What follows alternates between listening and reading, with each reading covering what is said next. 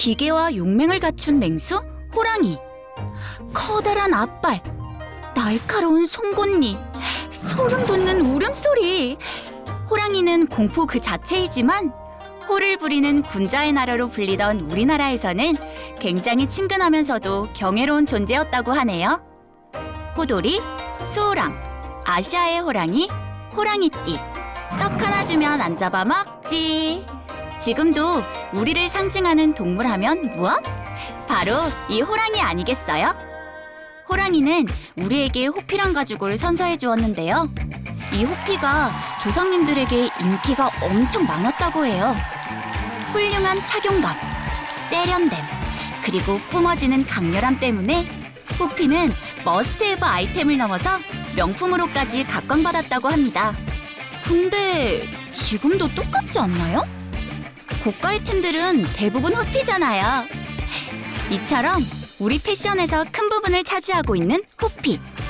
우리 조상님들에겐 호피는 과연 어떠한 의미였을까요? 깊은 산과 깨끗한 물로 이루어진 우리나라는 호랑이가 살기 좋은 환경이었다고 해요.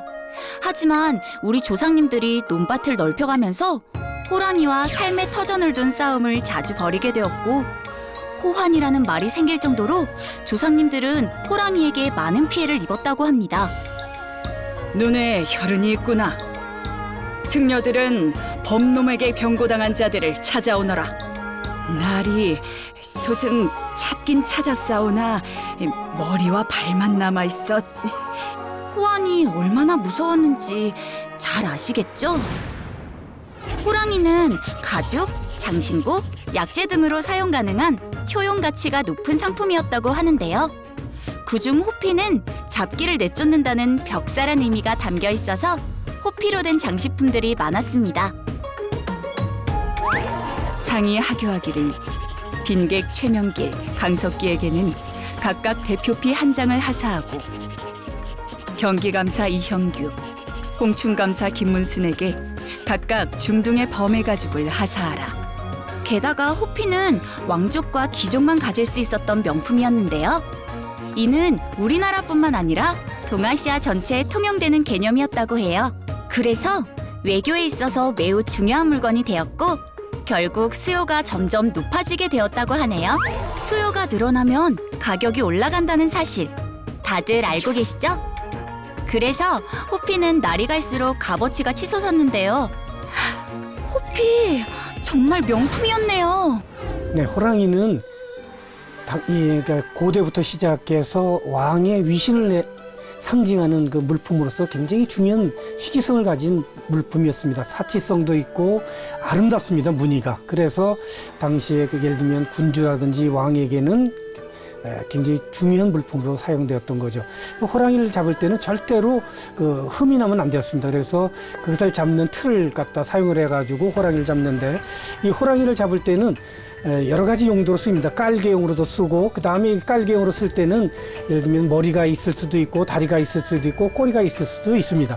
그래서 전체적인 이런 그 형상을 갖췄을 때, 예를 들면 어떤 그 호랑이가 가지고 있는 위험을 상징하는 물품으로서 이제 이용이 되었던 거죠. 제일 중요한 것은 우리나라에서 임금님에게 바치면 임금님이 그것을 신하들에게, 예를 들면 훌륭한 공적을 세웠던 신하들에게 이제 하사품으로 많이 썼고, 두 번째는 이것이 어디로 가냐면 명나라하고 청나라, 당시 중국인데 명나라, 청나라에게 조공품으로 바쳐졌습니다. 그 다음에 또 하나는 뭐냐면 이제 우리나라 통신사들이 일본에 가게 되는데, 이 통신사들에게 효군이나, 그 다음에 효군만 주는 게 아니에요. 누구에게도 주냐면 오사카, 성주, 그 다음에 교토부 부인이라고 하거든요. 이런 사람들에게 사적이나 공적으로 우리나라 호랑이 가죽들을 선물로 주었습니다. 호피만큼 진품으로 각광받던 가죽이 있었으니 그건 바로 초피, 담비 가죽이라고 해요. 초피의 장점은 바로 보온성. 그래서인지 동장군의 나라인 우리나라에서 인기가 많았다고 합니다. 사실 이제 담비가 굉장히 종류가 다양한데, 이제 가장 그 중에서도 최고급 모피로 취급되는 자원이 이제 검은색 담비입니다. 귀족이나 여러 최상위 지배층들은 검은색 담비 가죽을 요구했고, 조선시대에도 정삼품 이상만 사용할 수 있도록 되어 있는 게 검은색 담비 가죽이었어요. 사실 담비는 시베리아 동부 지역으로부터 이제 중국 동북 지역, 이른바 이제 만주 지역이라고 하는데 그런 중국 동북 지역과 그리고 이제 한반도 산림지대, 그러니까 한반도 특히 북쪽에 있는 양강도, 자강도, 함경도 이 일대죠. 그런 지역에 서식하는 동물이었습니다. 초피는 구여, 고구려, 발해 등 우리 고대 국가들이 있던 동북아시아에서 많이 생산되었는데요. 두만강부터 오호츠크해, 베링해를 넘어 알래스카 그리고 유럽까지 실크로드의 버금가는 모피의 길의 중심이었다고 합니다. 옛날에도 지금도 핫한 패션 아이템인 호피와 초피. 하지만 호랑이와 담비 모두 멸종위기의 동물이라고 해요. 그러니까 진짜 모피인 호피와 초피 대신 이제는 비건 패션이나 인공 호피와 초피를 즐기는 건 어떨까요?